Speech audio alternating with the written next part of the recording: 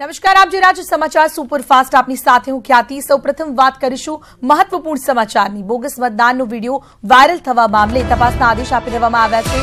મુખ્ય ચૂંટણી કમિશનરને આદેશ આપવામાં આવ્યા છે. જિલ્લા ચૂંટણી અધિકારીને તપાસના આદેશ આપવામાં આવ્યા છે. મહત્વપૂર્ણ છે, કોંગ્રેસ દ્વારા આરોપ લગાવવામાં આવ્યો છે કે ભાજપના જ જિલ્લા પંચાયત પ્રમુખ દ્વારા આ વિડીયો જે બનાવવામાં આવ્યો તેમાં તે ખુદ બોગસ મતદાન કરાવી રહ્યા છે.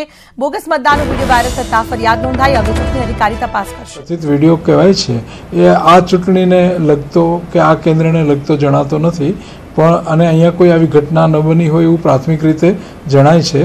અને આ ઘટના કદાચ કોઈ બીજી જગ્યાનો અથવા તો કોઈ બીજી જે ચૂંટણીનો પાછળની જે ભૂતકાળમાં થઈ ચૂકી હોય એવી કોઈ ચૂંટણીનો હોઈ શકે છે.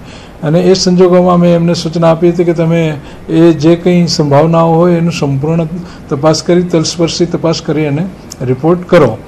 અને એ પ્રકારે એમને એ અંગેની તપાસ સોંપી છે. વોચ રાખતા હોય છે. આ જગ્યાએ લગાવવામાં આવ્યા હતા.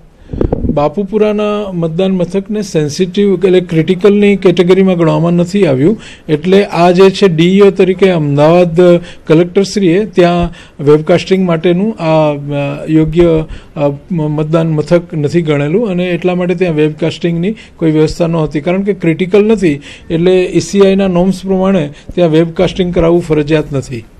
કેટલા સમયમાં તપાસ પૂર્ણ થશે? હું માનું છું કે આજે રાત્રિ સુધીમાં એક રિપોર્ટ આવે અને ફર્ધર તપાસ, પોલીસની તપાસ થોડો વધારે ટાઈમ લઈ શકે, પણ ઇલેક્શનમાં કોઈ પણ બાબત અંગે વધારે ટાઈમ લેવામાં આવતો નથી હોતો અને દરેક અધિકારીશ્રી શક્ય એટલી ઝડપથી તપાસ પૂર્ણ કરીને રિપોર્ટ આપતા હોય છે. એફએસએલ દ્વારા તપાસ કરાવવામાં આવશે. પોલીસ કઈ રીતે ઇન્વેસ્ટિગેશન કરવું એ પોલીસના વિષયથી જોશે અને એમાં એમને જે કંઈ તપાસની આગળ પેલી લાગશે તમામ ક્લ્યુ મેળવવા માટે કાર્યવાહી કરશે. નાગા સાહેબ એમનું સ્પષ્ટપણે માનવું છે કે અત્યારે સમગ્ર બાબતની તપાસ સોંપી દેવામાં આવી છે. અત્યારે અધિકારીઓ દ્વારા ઝડપમાં તપાસ પૂર્ણ કરી દેવામાં આવશે. અત્યારે જે બે વિડીયો છે એમાંથી એ સ્પષ્ટતા થતી નથી કે આ વિડીયો ક્યાંના છે.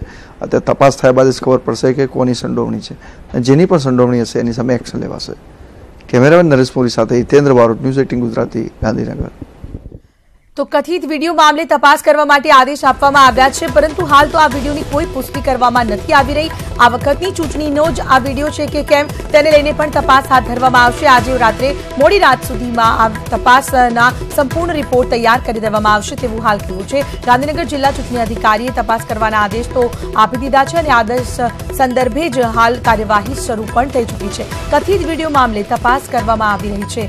સાથે જ જે રીતે વાત કરવામાં આવી જિલ્લા ચૂંટણી અધિકારી સાથે, તેમનું કહેવું છે કે આ વિડીયો આ વખતની ચૂંટણીનો છે કે કેમ તે અંગે હવે તપાસ કરવી